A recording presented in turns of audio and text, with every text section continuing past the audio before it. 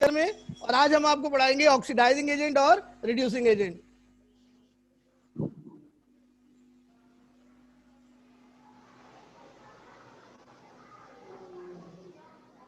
तो बच्चों आज का लेक्चर स्टार्ट करें जल्दी से आप लोग।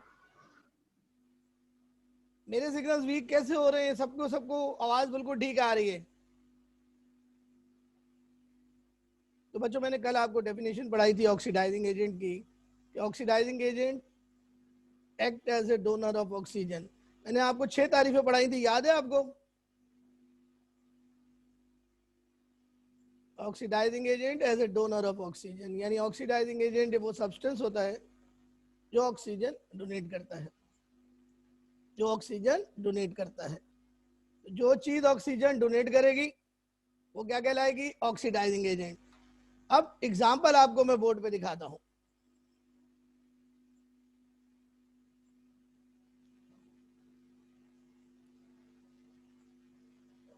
जी बेटा देखें,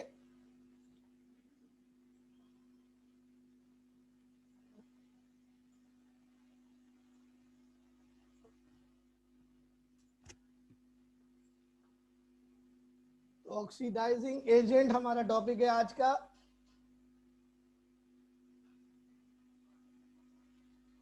ऑक्सीडाइजिंग एजेंट। बच्चों ऑक्सीडाइजिंग एजेंट की 6 डेफिनेशंस हैं या 6 पॉइंट्स हैं इसके। पहला पॉइंट क्या है? Oxidizing agent as a donor of oxygen, as a donor of oxygen. Oxidizing agent as a donor of oxygen. और बच्चों देखिए ये इक्वेशन से समझिएगा बात को। बच्चों हम लोग रिएक्शन कर रहे हैं कॉपर ऑक्साइड का हाइड्रोजन के साथ। इस रिएक्शन में क्या होगा? कॉपर ऑक्साइड अपनी ऑक्सीजन हाइड्रोजन को दे देगी। क्योंकि कॉपर ऑक्साइड ऑक्सीजन दे रही है तो इसको कहेंगे ऑक्सीडाइजिंग एजेंट, और हाइड्रोजन ऑक्सीजन ले रही है तो इसको कहेंगे रिड्यूसिंग एजेंट। तो जब कॉपर ऑक्साइड में से ऑक्सीजन निकलेगी तो कॉपर बचेगा, और हाइड्रोजन ऑक्सीजन को ऐड करेगा तो वाटर बना लेगा। इस तरह बच्चों दो प्रोडक्ट बने, कॉपर एंड वाटर। अब बच्चों देखिए बात सुने, देखिए ऑक्सीडाइजिंग एजेंट दूसरे को ऑक्सीडाइज करता है खुद, लेकिन वो रिड्यूस होता है। अब जरा आप देखिएगा, कॉपर ऑक्साइड ने ऑक्सीजन दी, यानी कॉपर ऑक्साइड में से क्या हो रहा है? रिमूवल ऑफ ऑक्सीजन हो रहा है। रिमूवल ऑफ ऑक्सीजन को क्या कहते हैं? रिमूवल ऑफ ऑक्सीजन को क्या कहते हैं? रिडक्शन। क्या कहते हैं? रिडक्शन। सो ऑक्सीडाइजिंग एजेंट खुद रिड्यूस हो रहा है, खुद क्या हो रहा है? रिड्यूस, लेकिन दूसरे को ऑक्सीडाइज कर रहा है। देखिए हाइड्रोजन में क्या हो रहा है? हाइड्रोजन में हो रहा है addition of oxygen. Hydrogen oxygen ले रहा है, और ऑक्सीजन के लेने को क्या कहते हैं? ऑक्सीडेशन। क्या कहते हैं? ऑक्सीडेशन। सो कॉपर ऑक्साइड जो ऑक्सीडाइजिंग एजेंट है वो दूसरे को क्या कर रहा है? ऑक्सीडाइज, लेकिन खुद क्या हो रहा है? रिड्यूस। इस जुमले को मैंने कल लिखवाया भी था, मैं दोबारा लिखा देता हूं। Oxidizing agent oxidizes others but itself reduces, itself reduces। ये इसकी बच्चों 2 पॉइंट्स आपको मैंने और बता दिए। जी स्टूडेंट समझ में आ रहे हैं? ये पहली डेफिनेशन मैंने आपको बता दी कि मुनीबा साहिबा आप इतनी देर से आ रही हैं। जी मारिया, जी बेटा दोबारा समझा देता हूं, सुने गौर से। मारिया सुनिए बेटा, वीडियो देख लेना, दोबारा सुन लो। कॉपर ऑक्साइड और हाइड्रोजन की रिएक्शन में कॉपर ऑक्साइड ऑक्सीजन दे रही है। जो चीज ऑक्सीजन देती है उसको हम कहते हैं ऑक्सीडाइजिंग एजेंट, और हाइड्रोजन इलेक्ट्रॉन ले रही है, हाइड्रोजन ऑक्सीजन ले रही है। जो चीज इलेक्ट्रॉन एक्सेप्ट करती है वो कहलाती है रिड्यूसिंग एजेंट। ऑक्सीडाइजिंग एजेंट दूसरे सब्सटेंस को ऑक्सीडाइज करता है, लेकिन खुद रिड्यूस होता है।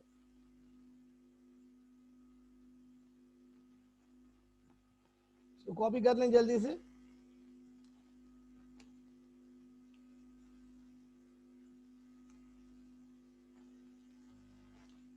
और अब बच्चों मैं आपको कुछ और एग्जांपल्स पढ़ाता हूं।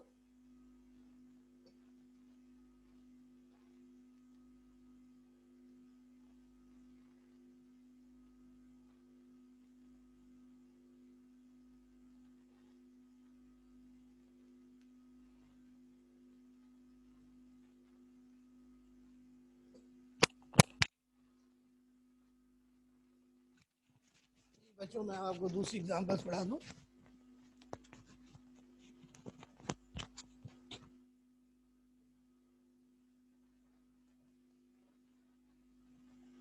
ऑक्सीडाइजिंग एजेंट की और एग्जांपल्स देखिएगा। देखिए मैंने आपको बताया था ऑक्सीडाइजिंग एजेंट है जो ऑक्सीजन डोनेट करता है। जरा गौर से देखिएगा, ये है ओजोन। ओजोन खुद ब खुद टूट जाती है ऑक्सीजन गैस में, और साथ में ये एटॉमिक ऑक्सीजन रिलीज करती है। एटॉमिक ऑक्सीजन को हम स्क्वायर ब्रैकेट में लिखते हैं और इसको रीड करते हैं, इसको उसका नाम होता है नेसेंट ऑक्सीजन। तो कोई भी सब्सटेंस जो डिकम्पोज होकर नेसेंट ऑक्सीजन देता है वो ऑक्सीडाइजिंग एजेंट कहलाता है। तो ओजोन एक ऑक्सीडाइजिंग एजेंट है क्योंकि ये टूट कर नेसेंट ऑक्सीजन दे रही है, यानी डोनर ऑफ ऑक्सीजन है। एक और देखिए,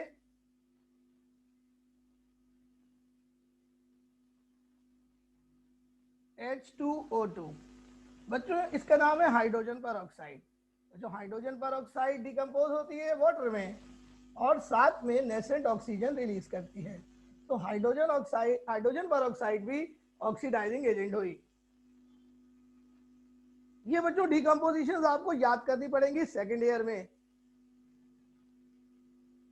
अभी तो ये आपके कोर्स में नहीं है, लेकिन बाद में आपको ये याद करनी पड़ेंगी। बाद में कौन समझाएगा आपको? तो आपने फर्स्ट ईयर में नहीं समझा तो फिर सेकेंड ईयर में कैसे समझेंगे बेटा? एक और एग्जांपल देखें, HOCl। इसका नाम है बच्चों हाइपोक्लोरस एसिड। जब ये डिकम्पोज होता है तो बच्चों बनता है HCl और साथ में बनती है बच्चों नेसेंट ऑक्सीजन। इक्वेशन पूरी बैलेंस है। तो बच्चों ये सब क्या है? ये सब ऑक्सीडाइजिंग एजेंट है, बिकॉज ये डिकम्पोज होकर नेसेंट ऑक्सीजन रिलीज कर रहे हैं। जो नेसेंट ऑक्सीजन देगा उसको कहेंगे oxidizing agent. Is it clear?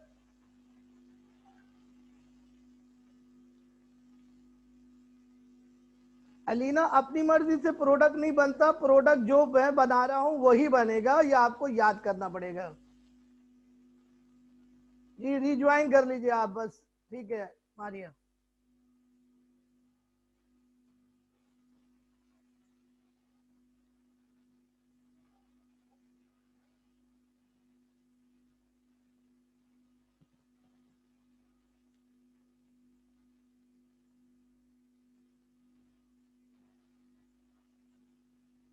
जी अब मैं आपको कुछ और एग्जांपल दिखा रहा हूं।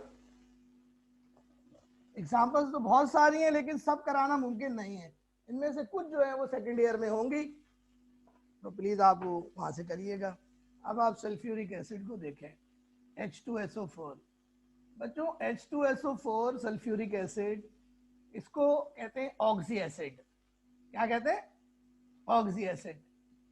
बच्चों ऑक्सी एसिड वो होता है जिसमें हाइड्रोजन के साथ ऑक्सीजन भी होती है, यानी हाइड्रोजन प्लस ऑक्सीजन और साथ में कोई और एलिमेंट, वो एलिमेंट नॉन मेटल होता है। ऐसा एसिड जिसमें हाइड्रोजन के साथ ऑक्सीजन भी हो अलोंग विद नॉन मेटल, वो कहलाता है oxy acid. All oxy acids are oxidizing agents. All oxy acids are oxidizing agent. तो sulphuric acid being an oxy acid is an oxidizing agent। Sulphuric acid एक oxy acid है इसलिए ये oxidising agent है। हजारों ऑक्सी एसिड है तो हजारों ऑक्सीडाइजिंग एजेंट्स है। तो बच्चों सल्फ्यूरिक एसिड जो है वो दो तरीके से डिकम्पोज होता है। अगर सल्फ्यूरिक एसिड हॉट स्टेट में हो और कंसंट्रेटेड फॉर्म में हो तो ये डिकम्पोज होता है तीन चीजों में। पहली चीज है SO2, दूसरी चीज है वाटर, और तीसरी चीज है बेटा नेसेंट ऑक्सीजन। क्योंकि नेसेंट ऑक्सीजन देगा तभी तो ऑक्सीडाइजिंग एजेंट होगा। इक्वेशन चेक करें कि बैलेंस है या नहीं। तो देखिए हाइड्रोजन यहाँ दो है, यहाँ भी दो है, सल्फर एक है, यहाँ भी एक है, ऑक्सीजन दो और एक तीन और एक चार, और यहाँ भी चार है। इक्वेशन फुली बैलेंस है। लेकिन सल्फ्यूरिक एसिड बच्चों एक और तरीके से भी डिकम्पोज होता है, एक और तरीके से भी डिकम्पोज होता है। वो जरा सा देखिएगा H2SO4। ये सल्फ्यूरिक एसिड डिकम्पोज होता है जब वो एक खास कॉन्सेंट्रेशन में हो, 90% कॉन्सेंट्रेटेड हो, और उसका रिएक्शन हम कर रहे हो जिंक मेटल के साथ। तो सल्फ्यूरिक एसिड डिकम्पोज होगा H2S में, और साथ में रिलीज होगी नेसेंट ऑक्सीजन। अब हमें इसको बैलेंस करना पड़ेगा। ऑक्सीजन बैलेंस नहीं है, ऑक्सीजन यहाँ चार है तो यहाँ हमें चार लगाना पड़ेगा। तो सल्फ्यूरिक एसिड दो तरीके से डिकम्पोज होगा। सल्फ्यूरिक एसिड दो तरीके से डिकम्पोज होगा।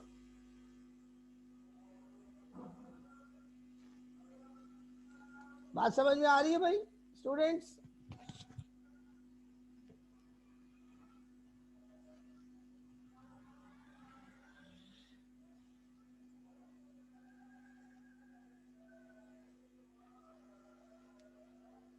नहीं बेटा, बैलेंस करना होता है।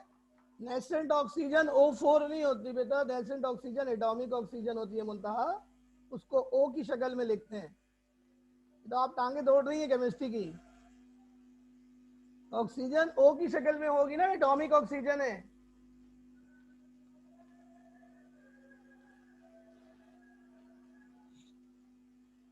ओके मुंतहा। तो सल्फ्यूरिक एसिड के डिकम्पोजिशन के कितने तरीके हैं? दो तरीके हैं। नाइट्रिक एसिड जो एक ऑक्सी एसिड है उसके टूटने के चार तरीके हैं।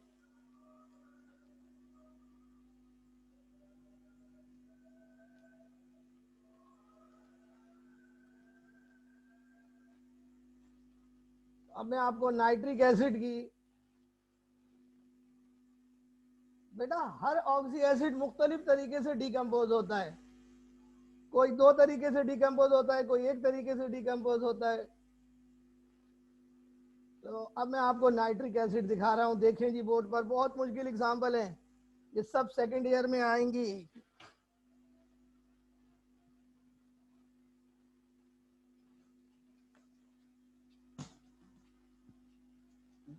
किसी भी एसिड की जो डिकम्पोजिशन है वो डिपेंड करती है कॉन्सेंट्रेशन पे। तो देखिए नाइट्रिक एसिड का फार्मूला है HNO3। नाइट्रिक एसिड क्या है? Oxy acid. और ऑक्सी एसिड जो होता है बेटा, ऑक्सी एसिड का ऐसे पता चलता है कि ऑक्सी एसिड में तीन एलिमेंट होते हैं, हाइड्रोजन, ऑक्सीजन और कोई नॉन मेटल। तो बच्चों नाइट्रिक एसिड जो है देखिए किस तरह डिकम्पोज होगा, गौर से देखिए। कोल्ड कोल्ड वेरी डाइल्यूट, ये कंडीशन है बच्चों। नाइट्रिक एसिड आपने ठंडा लेना है और कोल्ड वेरी डाइल्यूट लेना है। एक और तरीका है बच्चों डिकम्पोजिशन का, सारे में एक साथ बता देता हूं आपको। अरे बच्चों यहां पर नाइट्रिक एसिड आपने लेना है कोल्ड कोल्ड वेरी डाइल्यूट। यहां पर भी वही कंसंट्रेशन है, लेकिन यहां पर जो रिएजेंट होगा जिससे रिएक्ट करा रहे होंगे वो अलग होगा। तीसरी कंडीशन में नाइट्रिक एसिड हमने लेना है कोल्ड डाइल्यूट, अब यहां पर हमने वेरी डाइल्यूट नहीं लेना। और चौथे के अंदर हम लोग नाइट्रिक एसिड लेंगे, चौथे केस में हॉट और कॉन्सेंट्रेटेड। तो नाइट्रिक एसिड की डिकम्पोजिशन के चार तरीके हैं। कितने तरीके? चार तरीके हैं। ये हमें याद रखना पड़ेगा कि कब नाइट्रिक एसिड किस तरह डिकम्पोज होगा। अब नाइट्रिक एसिड की बच्चों डिकम्पोजिशन देखिए। पहला तरीका, नाइट्रिक एसिड जब कोल्ड डाइल्यूट होता है तो वो डिकम्पोज होता है N2O में, वाटर में और नेसेंट ऑक्सीजन में। नेसेंट ऑक्सीजन लाजमी रिलीज होगी तभी वो ऑक्सीडाइजिंग एजेंट होगा। अब बच्चों इसको बैलेंस करना होगा। नाइट्रोजन देखें कितनी है, 2, तो यहाँ पे हम 2 लगाएंगे। नाइट्रोजन 2 हो गई, हाइड्रोजन भी 2 है, वहां पर भी 2 है। अब ऑक्सीजन गिने, 2 3 6, तो 1 और 1 2 हो गए, तो यहाँ पे 4 लगाना पड़ेगा। 4 + 5 और एक 6, और इक्वेशन बैलेंस हो गई। बच्चों अब ये जो दूसरा नाइट्रिक एसिड की डिकम्पोजिशन है, इसमें हमें वाटर भी रिएक्टेंट के तौर पर लेना पड़ेगा, वरना इक्वेशन बैलेंस नहीं होगी। यहाँ पे जो प्रोडक्ट बनेगा उसका नाम है NH4NO3, और साथ में बच्चों नेसेंट ऑक्सीजन रिलीज होगी। इक्वेशन को बैलेंस करते हैं। नाइट्रोजन यहाँ 2 है, तो यहाँ पे 2 लगाएंगे। हाइड्रोजन 2 हो गए, और यहाँ पर भी 2 है, 2 और 2 4, तो यहाँ पे कितने, 4। ऑक्सीजन कितने, 3 2 6 और 1 7, यहाँ पे 3 है तो यहाँ पे 4 लगेगा। 4 + 3 7 हो जाएंगे। ये दूसरा तरीका डिकम्पोजिशन का हो गया। तीसरे तरीके में बच्चों NO बनेगी, वाटर बनेगा और नेसेंट ऑक्सीजन रिलीज होगी। बैलेंस करने के लिए हाइड्रोजन 2 है, यहाँ 2 लगा दें। नाइट्रोजन 2 है, यहाँ पे 2 लगा दें। और ऑक्सीजन 6 है, यहाँ पे 4 है, तो यहाँ पे 3 लगेगा। ये बैलेंसिंग करनी है सिंपल। और चौथे तरीके में बच्चों बनेगी नाइट्रिक NO2, वाटर और नेसेंट ऑक्सीजन। बच्चों इक्वेशन को देखें बैलेंस है या नहीं। हाइड्रोजन 2 है, यहाँ पे 2 लगा दें। नाइट्रोजन 2 है, यहाँ पे 2 लगा दें। ऑक्सीजन 4 5 6 हो गई, इक्वेशन बैलेंस है। तो ये नाइट्रिक एसिड की डिकम्पोजिशन के 4 तरीके हैं।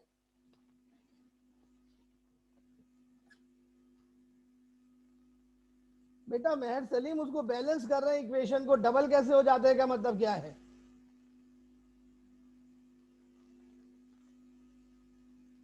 जब प्रोडक्ट साइड में 2 नाइट्रोजन है तो हमें रिएक्टेंट साइड पर भी 2 करनी पड़ेंगी ना बैलेंस करने के लिए। इसको बैलेंसिंग कहते हैं बेटा। ओके मेहर सलीम, समझ में आ गई बात?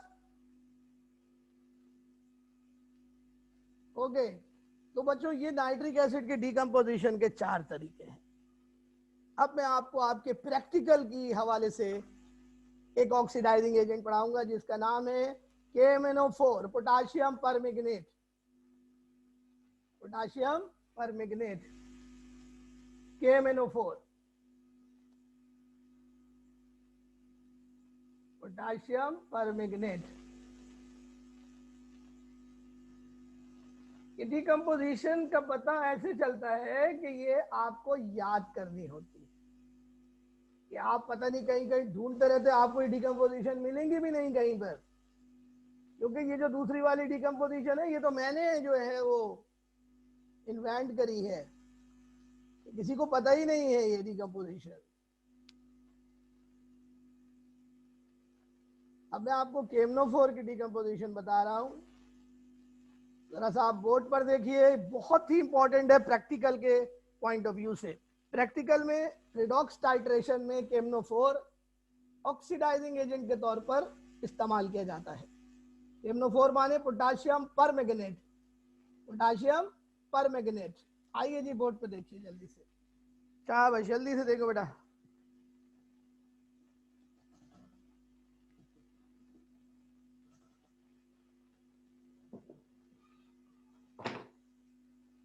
देखो बेटा KMnO4 ये ऑक्सीडाइजिंग एजेंट है बच्चों रिडॉक्स टाइट्रेशन में। कौन सी टाइट्रेशन में? रिडॉक्स टाइट्रेशन में। बच्चों ये फर्स्ट ईयर में प्रैक्टिकल आपने पढ़ने हैं, इसके 3 प्रैक्टिकल्स आपने पढ़ने बेटा। तीनों प्रैक्टिकल में ऑक्सीडाइजिंग एजेंट KMnO4 यूज होगा। बेटा ये टाइट्रेशन एसिडिक मीडियम में की जाती है। एसिडिक मीडियम का मतलब ये है कि हम मीडियम को एसिडिक बनाएंगे सल्फ्यूरिक एसिड डाल के। तो बच्चों क्या होगा, KMnO4 H2SO4 से रिएक्ट करेगा,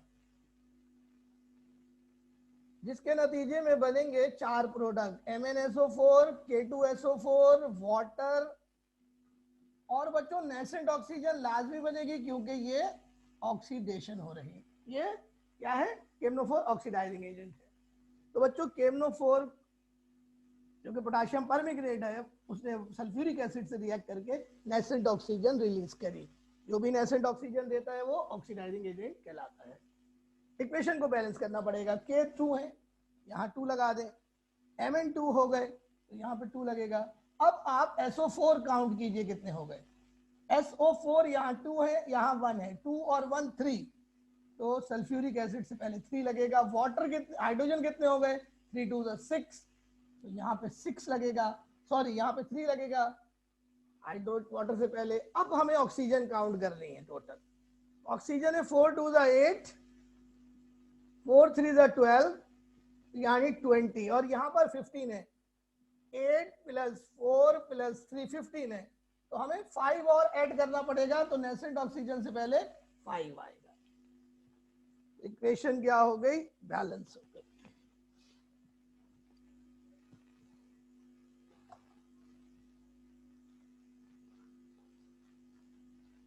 जी मैंने ले लिया, कर दिया शाहरुख है, उसको एडमिट कर दिया बेटा।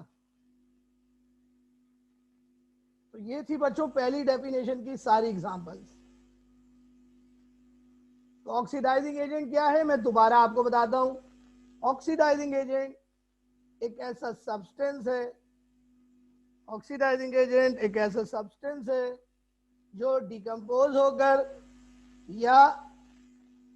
या किसी भी दूसरी सब्सटेंस के साथ मिलकर नेसेंट ऑक्सीजन रिलीज करे।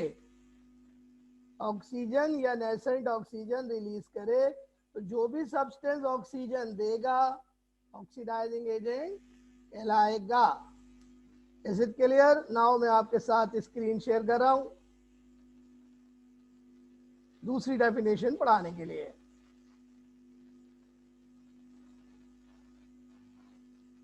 तो बच्चों ऑक्सीडाइजिंग एजेंट की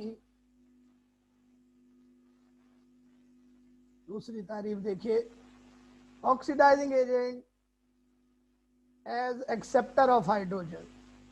बच्चों oxidizing agent is a substance that removes और accept hydrogen from a substance. तो बच्चों ये हाइड्रोजन के लिहाज से डेफिनेशन है कि ऑक्सीडाइजिंग एजेंट वो सब्सटेंस है जो किसी कंपाउंड से हाइड्रोजन को रिमूव करे। तो जो भी चीज हाइड्रोजन को रिमूव करेगी वो कहलाएगी ऑक्सीडाइजिंग एजेंट। क्या कहलाएगी? Oxidizing agent. तो बच्चों आपको इसकी एग्जांपल पढ़ाते हैं बोर्ड के ऊपर। Second definition,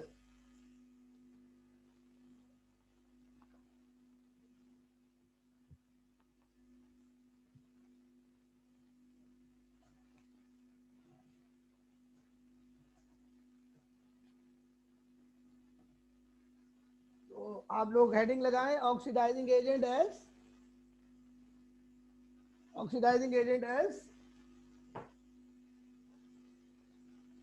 as an acceptor of hydrogen.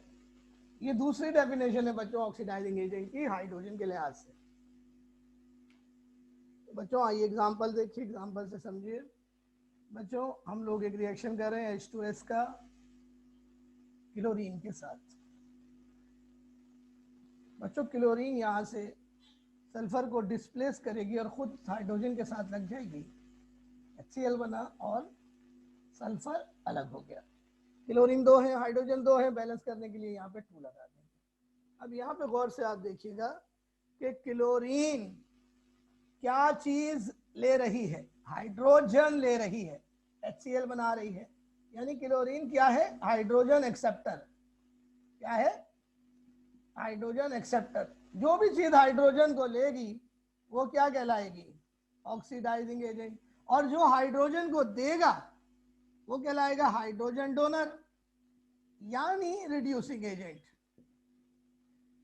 तो मैंने आपको कल भी बताया था कि ऑक्सीडाइजिंग एजेंट अकेला नहीं होता, उसके साथ कोई रिड्यूसिंग एजेंट भी होता है, और रिड्यूसिंग एजेंट अकेला नहीं होता, रिड्यूसिंग एजेंट के साथ कोई ऑक्सीडाइजिंग एजेंट भी होता है। ये दोनों एक साथ होते हैं, अपोजिट सब्सटेंसेस हैं लेकिन एक साथ होते हैं।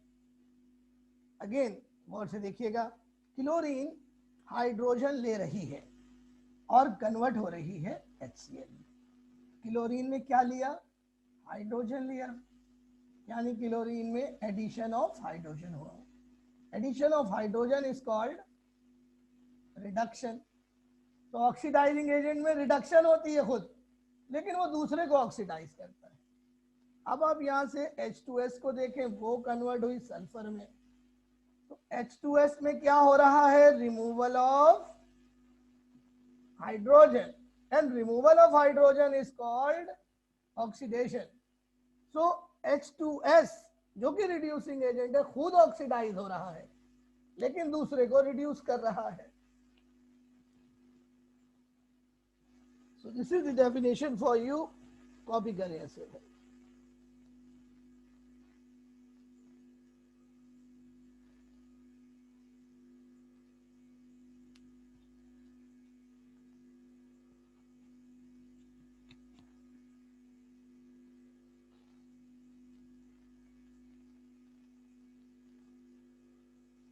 तो ये दूसरी डेफिनेशन हाइड्रोजन के लिहाज से थी। अब आपको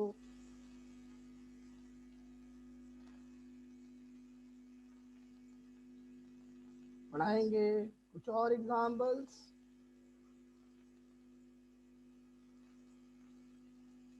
सॉरी, अब हम आपको पढ़ाएंगे थर्ड डेफिनेशन। तो कॉपी कर लिया आप लोगों ने? Hello, have you copied? Students, copy हो गया? ये बेटा कोई बात अगर समझ में नहीं आई तो पूछ लो बेटा। यहां तक कोई सवाल करना है तो कर लो बेटा जल्दी से, शाबाश। तो हम तीसरी डेफिनेशन और चौथी डेफिनेशन आपको पढ़ाते हैं जो सबसे इंपॉर्टेंट है। आ जाओ बेटा, तो फिर बोर्ड पे देखो, सॉरी शेयर कर रहा हूं आपके साथ स्क्रीन, उसको देखो। तीसरी definition, oxidizing agent as electron acceptor. बच्चों, ऑक्सीडाइजिंग एजेंट वो होता है जो इलेक्ट्रॉन गेन करता है। ये बच्चों सबसे बेस्ट डेफिनेशन है, electronic definition. Oxidizing agent is a substance which gains electron. कितने इलेक्ट्रॉन गेन करेगा? 1 2 3 4, कितने भी कर सकता है। तो ऑक्सीडाइजिंग एजेंट क्या है? Electron acceptor. याद करो क्या, oxidizing agent electron acceptor. Oxidizing agent electron acceptor. और बच्चों, ऑक्सीडेशन नंबर के लिहाज से देखो, oxidizing agent undergoes decrease in oxidation number. बेटा जो चीज इलेक्ट्रॉन गेन करती है उसका नेगेटिव चार्ज बढ़ जाता है, नेगेटिव चार्ज बढ़ता है तो ऑक्सीडेशन नंबर कम हो जाता है। ऑक्सीडेशन नंबर क्या है? ऑक्सीडेशन नंबर को फिलहाल आप समझ लें, किसी मॉलिक्यूल में एटम पर जो चार्ज होता है वो ऑक्सीडेशन नंबर कहलाता है। और इलेक्ट्रॉन लेने से नेगेटिव चार्ज बढ़ जाता है, इसलिए ऑक्सीडेशन नंबर कम हो जाता है। दो बातें ध्यान में रखो, सारी बातें भूल जाओ। Electron acceptor and decrease in oxidation number. जो इलेक्ट्रॉन लेगा उसका ऑक्सीडेशन नंबर डिक्रीज होगा। इसकी एग्जांपल मैं आपको अभी पढ़ाऊंगा। फिलहाल मैं आपको एक चार्ट के जरिए ये समझाने की कोशिश करता हूं। आप इस चार्ट को देखिए गौर से। इसी बात को आपको समझाते हैं, गौर से देखिए। देखें, ये ए एक सब्सटेंस है, ए। इसके पास 2 इलेक्ट्रॉन है, ये आपको नजर आ रहे होंगे पीले कलर से। इसी तरह बी एक सब्सटेंस है, एक एटम है। इसके पास 0 इलेक्ट्रॉन है, सॉरी इसका ऑक्सीडेशन नंबर 0 है। इसके इलेक्ट्रॉन हमने शो नहीं किए, इसके पास अपने कुछ इलेक्ट्रॉन है वो हमने शो नहीं किए हैं। तो ए अपने दोनों इलेक्ट्रॉन लूज करके बी को दे देता है। तो चूंकि ए इलेक्ट्रॉन दे रहा है, इसको रिड्यूसिंग एजेंट कहेंगे। बी इलेक्ट्रॉन ले रहा है, इसको ऑक्सीडाइजिंग एजेंट कहेंगे। ए जब इलेक्ट्रॉन देगा तो इसका ऑक्सीडेशन नंबर +2 हो जाएगा, और बी जब इलेक्ट्रॉन लेगा तो उसका ऑक्सीडेशन नंबर -2 हो जाएगा। तो ए ऑक्सीडाइज हो रहा है, बी रिड्यूस हो रहा है। तो आप देखिए ए ने क्या किया, ए जो कि रिड्यूसिंग एजेंट था उसने क्या किया, इलेक्ट्रॉन लूज किए, तो ए ऑक्सीडाइज हो गया, ऑक्सीडेशन स्टेट ए की इंक्रीज हो गई, 0 से +2 हो गई। जबकि ऑक्सीडाइजिंग एजेंट को देखिए वो इलेक्ट्रॉन गेन कर रहा है, बी इलेक्ट्रॉन गेन कर रहा है, तो बी रिड्यूस हो गया और बी का ऑक्सीडेशन नंबर डिक्रीज हो गया, 0 से -2 हो गया। और देखिए बी में 2 इलेक्ट्रॉन भी आ गए, ऐड हो गए। तो इस खूबसूरत इक्वेशन से आपको दोनों की डेफिनेशन यानी ऑक्सीडाइजिंग एजेंट और रिड्यूसिंग एजेंट की डेफिनेशन समझाई गई है। अब मैं आपको जहां से मैंने छोड़ा था वहीं से आपको बताता हूं, दोबारा से देखिए। ऑक्सीडाइजिंग एजेंट क्या है, ऑक्सीडाइजिंग एजेंट इलेक्ट्रॉन एक्सेप्टर है, और जो चीज इलेक्ट्रॉन एक्सेप्ट करती है उसका ऑक्सीडेशन नंबर डिक्रीज हो जाता है। आइए इसी बात को एग्जांपल से समझाते हैं बोर्ड पर।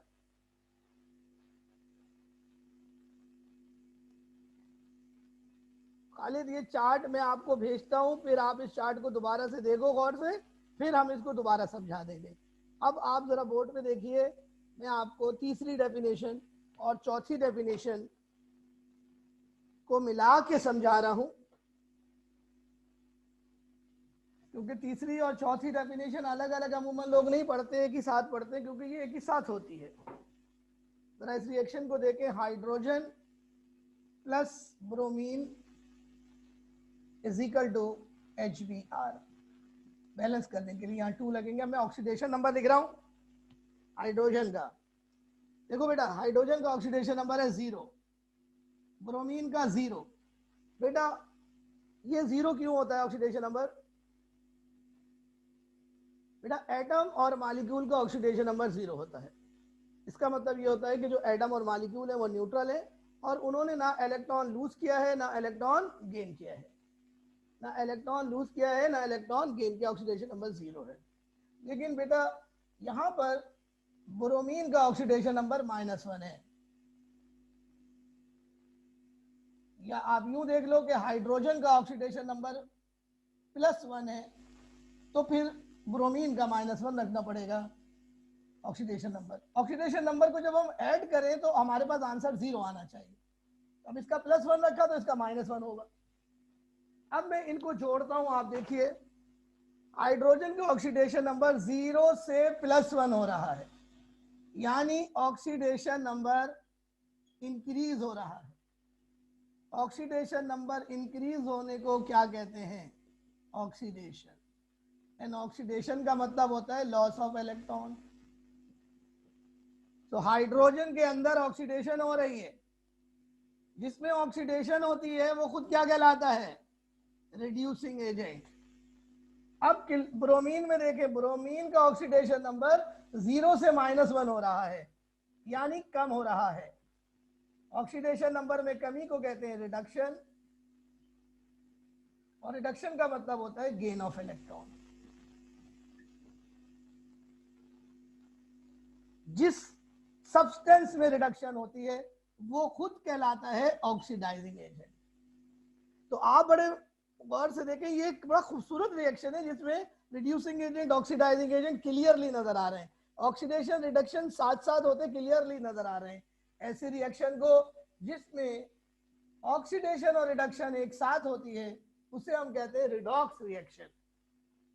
तो ऑक्सीडेशन कभी अकेले नहीं होती, रिडक्शन कभी अकेले नहीं होती, बल्कि ये हमेशा रिडॉक्स रिएक्शन की फॉर्म में एक साथ होती है।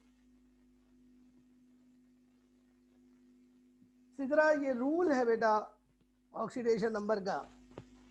ऑक्सीडेशन नंबर निकालने के 12 रूल्स हैं बेटा। इसी तरह इनमें से पहला रूल ये है, ऑक्सीडेशन नंबर ऑफ एटम और molecule is 0। Oxidation number of atom और मॉलिक्यूल इज 0। ये नोट कर लो अपने पास, आगे चल के पढ़ना है आपने। तो बच्चों टाइम इज अप। ये डेफिनेशंस हो गई ऑक्सीडाइजिंग एजेंट की। कल हम आपको रिड्यूसिंग एजेंट अलग से फिर दोबारा पढ़ाएंगे भाई। अभी अभी सॉरी कंप्लीट नहीं हुआ है ये, अभी इसकी एग्जांपल्स बाकी है। तो आप लोग बच्चों हेडिंग लगा के रखें, एग्जांपल्स ऑफ ऑक्सीडाइजिंग एजेंट, ये कल आपको पढ़ाएंगे।